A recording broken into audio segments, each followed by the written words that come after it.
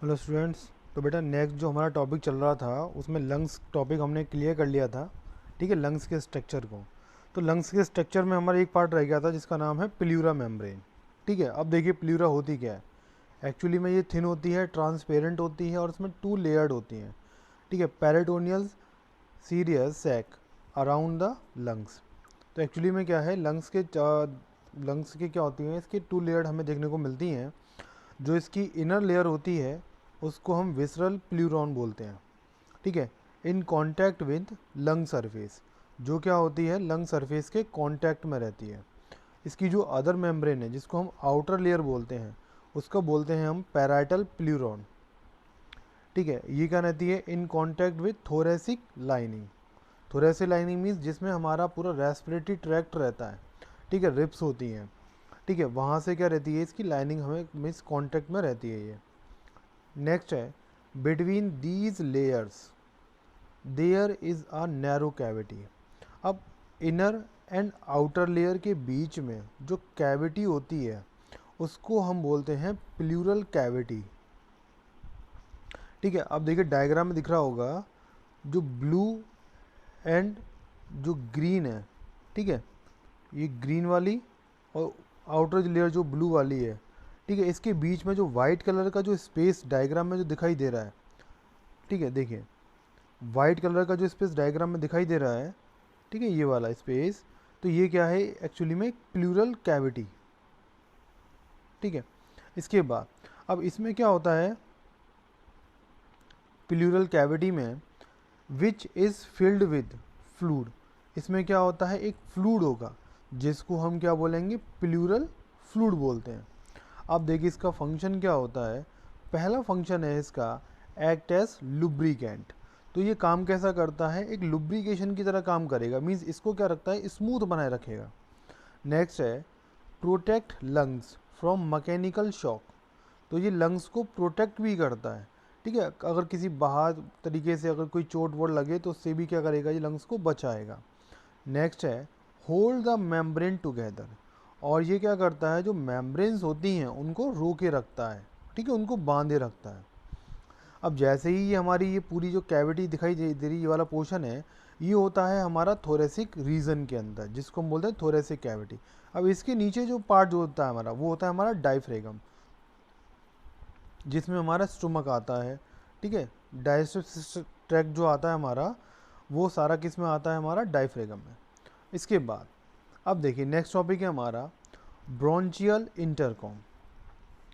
Network present inside the lungs formed by the division and redivision of primary bronchus.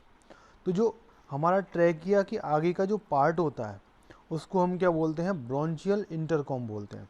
इसमें हमारे two part होते हैं, एक होता है हमारा कंडक्टिंग पार्ट और दूसरा होता है हमारा रेस्पिरेटरी पार्ट। अब जो कंडक्टिंग पार्ट है इसमें जो पहला जो हमारा लेफ्ट ब्रोंचस है, ठीक है, वो डिवाइड होगा तो क्या बनाएगा secondary bronchus.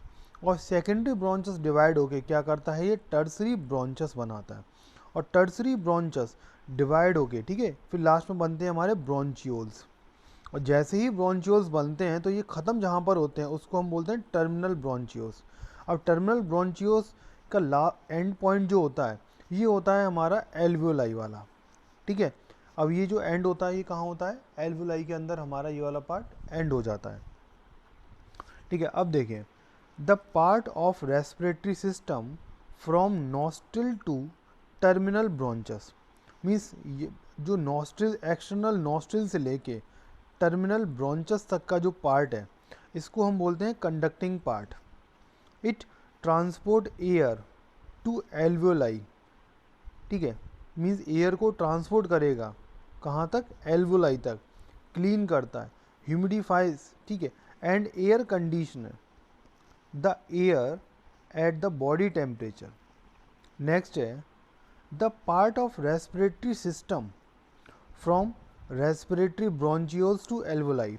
Means respiratory bronchioles से लेके एल्वोलाई का तक का जो रीजन होता है उसको हम क्या बोलते हैं रेस्पिरेटरी और एक्सचेंज पार्ट बोला जाता है। ठीक है, यही पार्ट जो होता है ये क्या होता है साइट ऑफ गैसियस एक्सचेंज का मेन पार्ट होता है, जिसमें क्या आती है हमारी एल्वोलाई आती हैं। ठीक है। इसके बाद अब ब्रोंचियोल्स अलोंग विद इट्स ब्रांचेस, जिसको हम क्या बोलते हैं, लोब्यूल्स बोलते हैं। इसके बाद नेक्स्ट है each respiratory bronchioles divides into finest branches, ठीक है, जिनका नंबर कितना होता है 2 से लेके 11 तक, ये क्या होती हैं, डिवाइड हो जाती हैं, ठीक है, ब्रांचेस में कन्वर्ट हो जाती हैं, जिसको हम बोलते हैं एल्वियोलरी डक्ट बोला जाता है। ठीक है, अब देखिए डायग्राम में जो दिखाई दे रहा है, ठीक है, ये वाला जो पार्ट है हमारा, ये क्या है, हमारी एल्वियोलरी डक्ट है।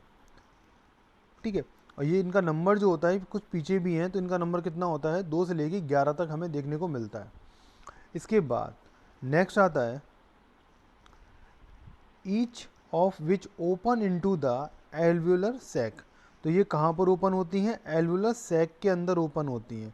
इस एल्व्यूलर सैक में हमें देखने को मिलते हैं कि एल्व्यूलर पोर देखने को मिलते हैं।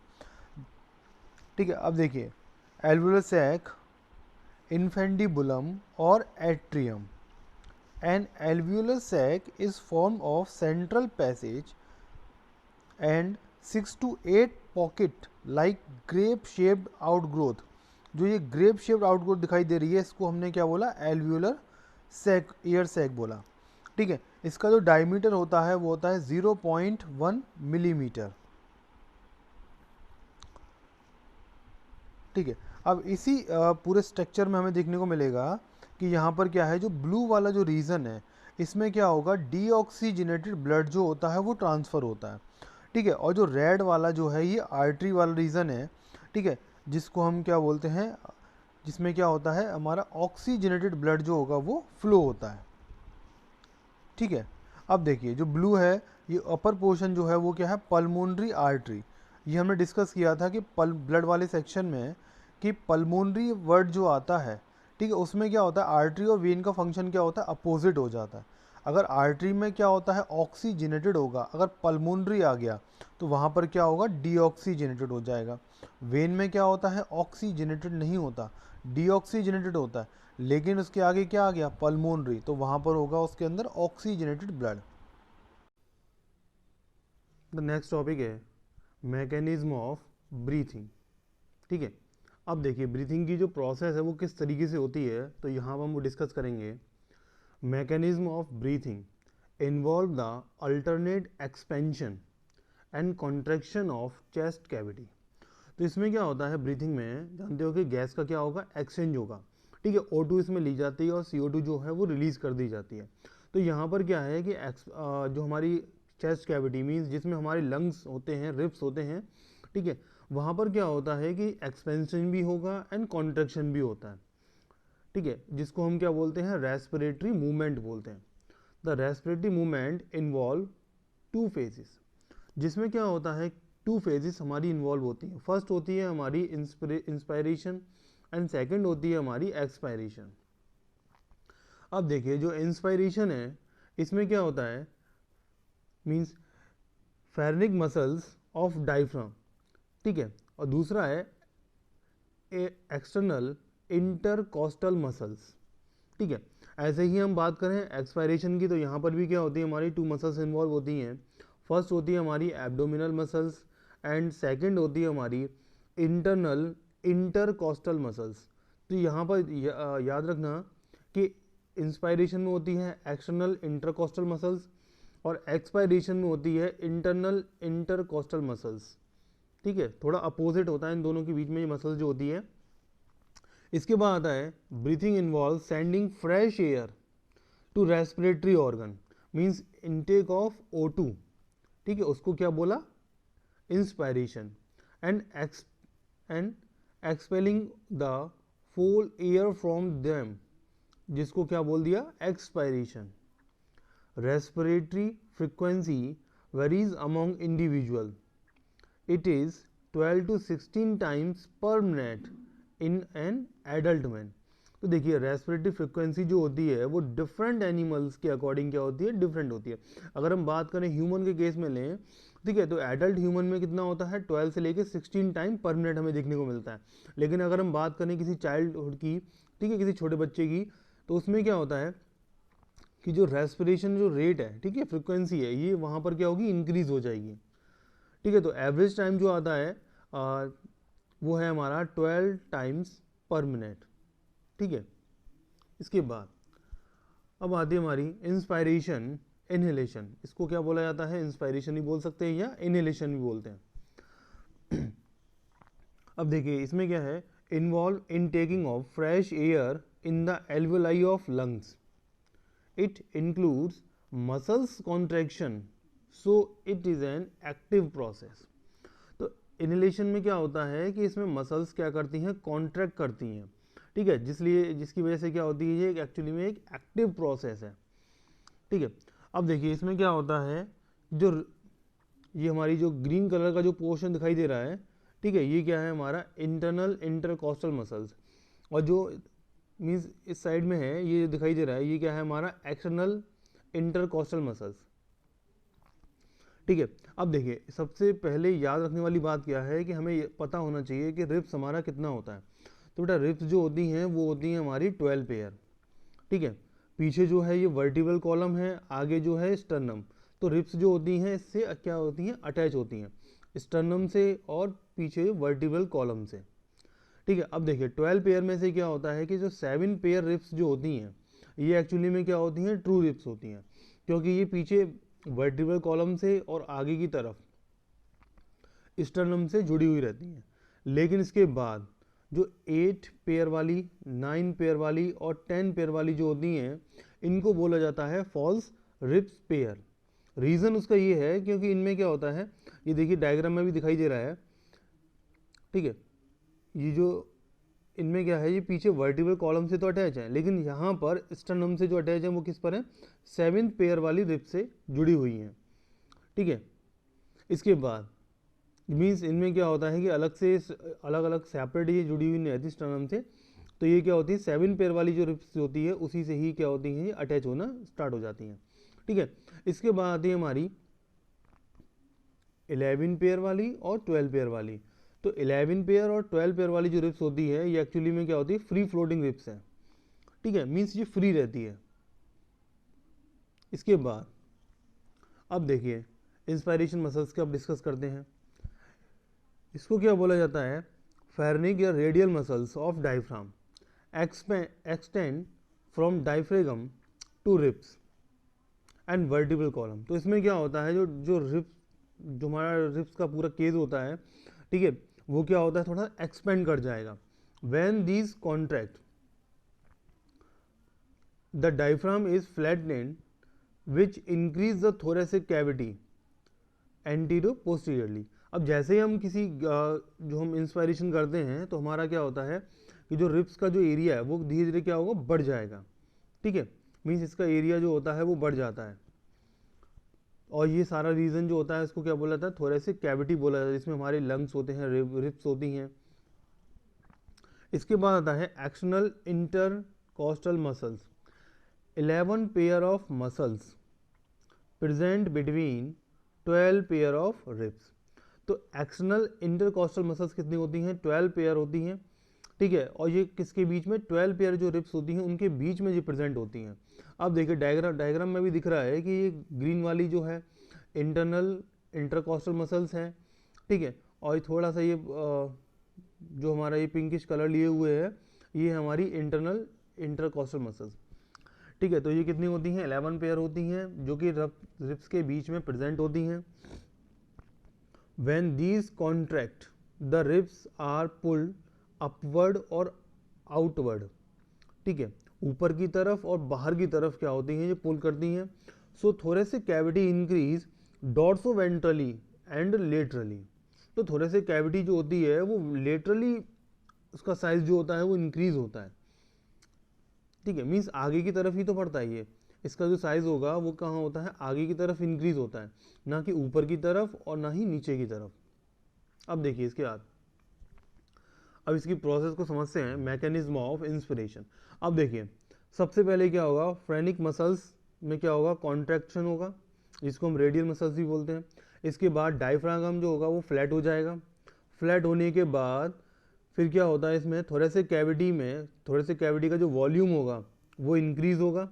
अब जैसे ही थोरेसिक कैविटी का वॉल्यूम इंक्रीज होगा, मीन्स एरिया उसका पूरा फिल हो जाएगा, तो volume increase and pressure decrease in lungs.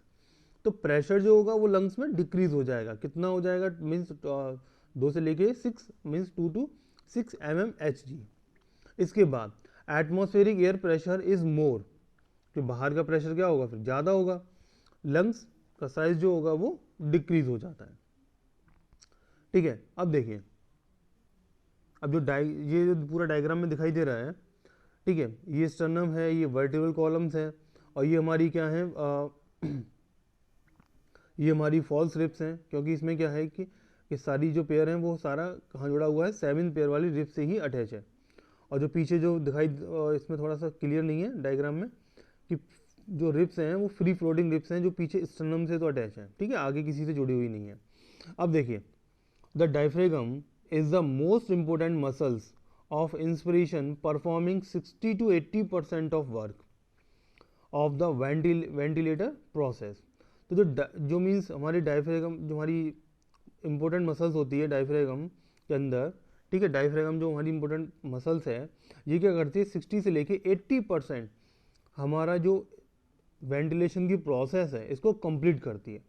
With the lower ribs stabilized, the initial contraction of the diaphragm cause a lowering and flatting of its done.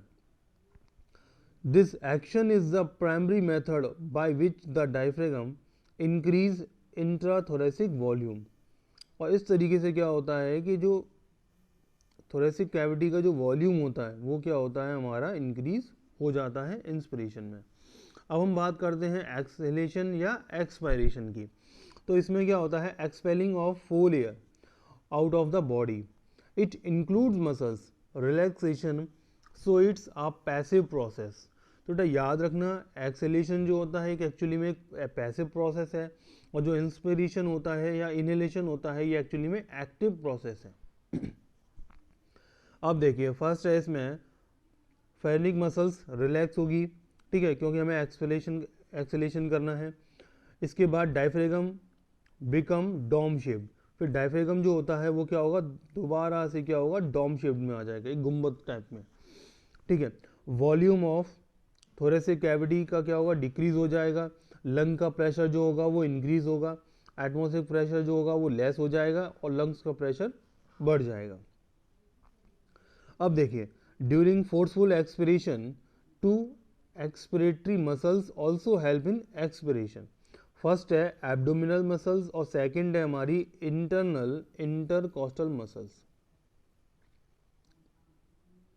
ठीक है। इसके बाद अब देखिए, फोर्सफुल एक्सपायरेशन क्या होता है, after expiration when we try to exhale more air.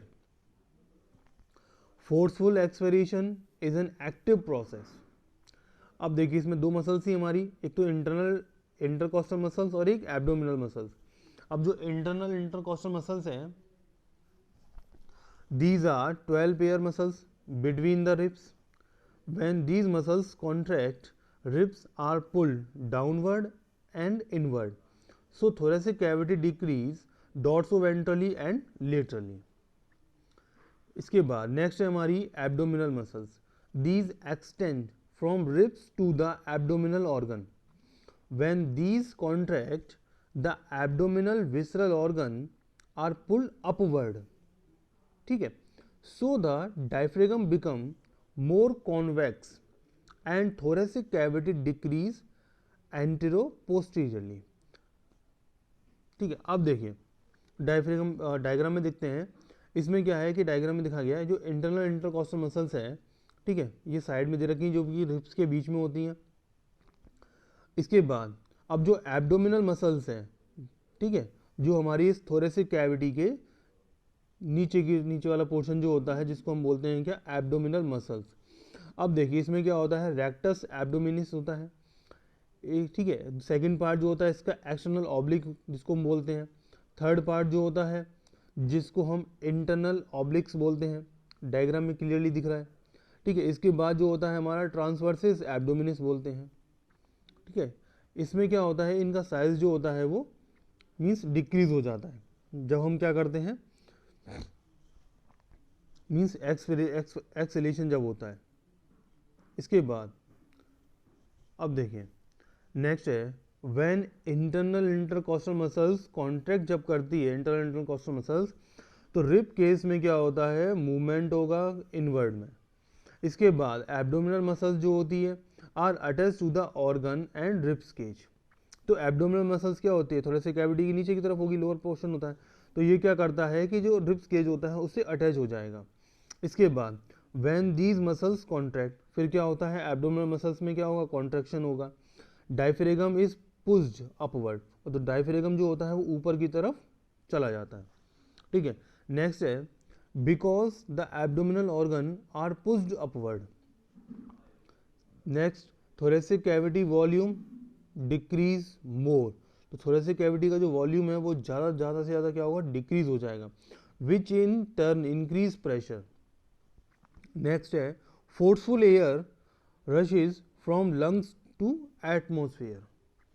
अब देखिए बेटा इस पूरी प्रोसेस में क्या होता है, जो हमारी वन ब्रीथिंग साइकिल होती है एक नॉर्मल ह्यूमन के अंदर, तो उसमें क्या होता है हमें 5 सेकेंड का टाइम लगता है।